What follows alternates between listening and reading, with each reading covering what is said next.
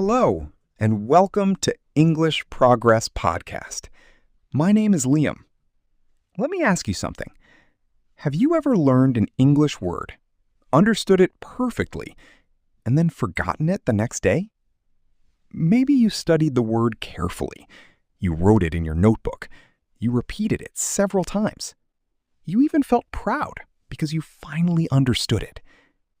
Then a few days later, you heard the word again and thought, why do I know this word, but can't remember its meaning? If that sounds familiar, today's episode is for you. Because the problem is probably not your memory. The problem is how memory actually works. And once you understand that, learning vocabulary becomes much easier. Imagine this. You decide to learn 10 new English words today. You open your notebook and write. Improve, achieve, challenge, opportunity, confident. You memorize the meanings and feel productive. But after 3 days, you can only remember 3 or 4 of them. Most learners see this and become frustrated. They think they are bad at English. But language learning research tells us something interesting.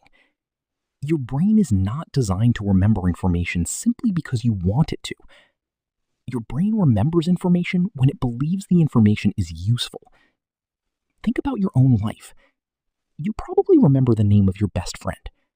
You remember your birthday. You remember an embarrassing moment from school. Why? Because those memories have meaning. They are connected to your life. Vocabulary works the same way. If a word has no connection to your experiences, your brain often treats it as unimportant information. As a result, the word disappears from memory. This is why many students spend hours studying vocabulary lists, but still struggle to remember words during conversations. The brain prefers meaningful information over isolated information. Let's look at an example. Suppose you learn the word opportunity. An opportunity is a situation that gives you a chance to do something good.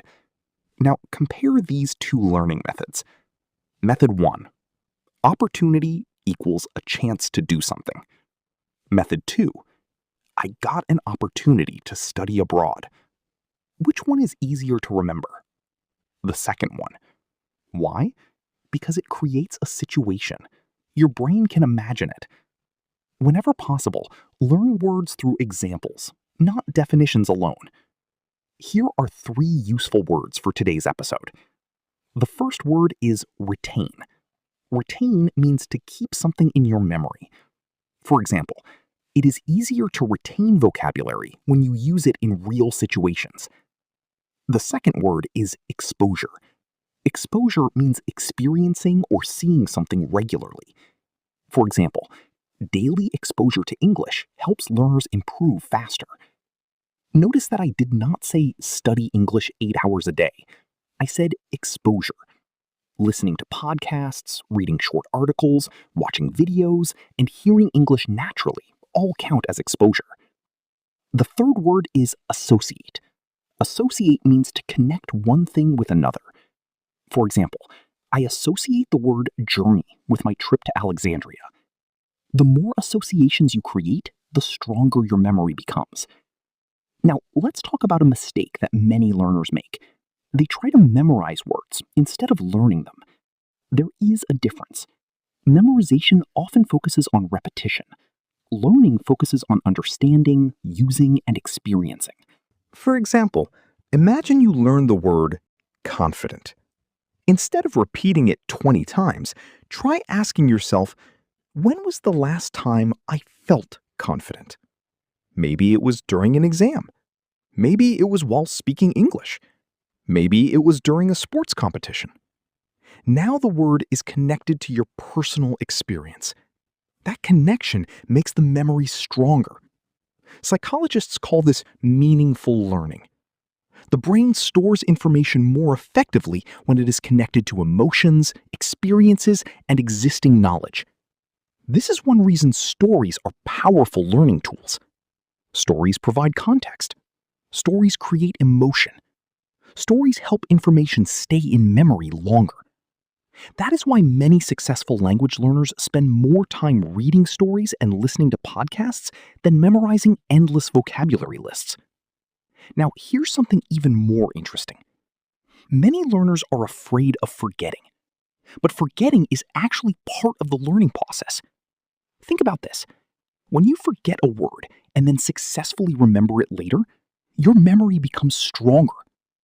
Scientists sometimes call this retrieval practice. Retrieval simply means bringing information back into your mind. Every time you struggle to remember a word and finally recall it, your brain strengthens that memory. So forgetting is not always a problem.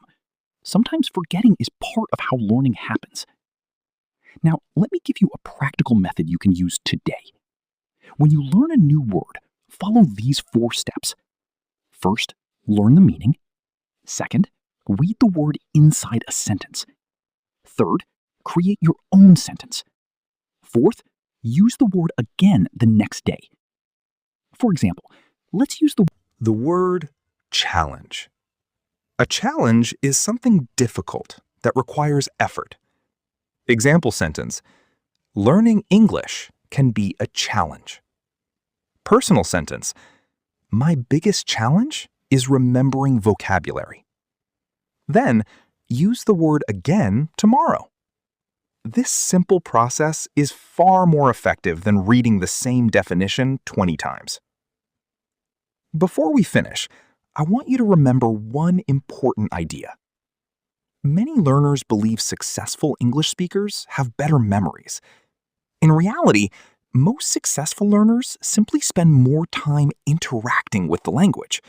They read, they listen, they speak, they make mistakes, they forget words, and then they learn them again.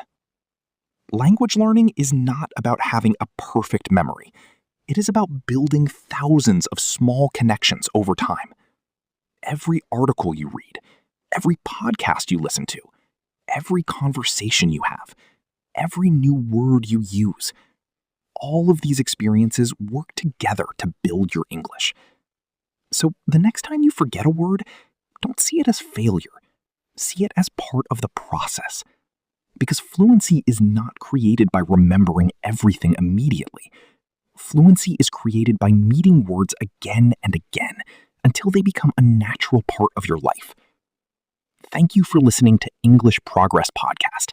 My name is Liam, and remember, the strongest learners are not the people who never forget. They are the people who keep coming back, keep practicing, and keep moving forward. See you in the next episode.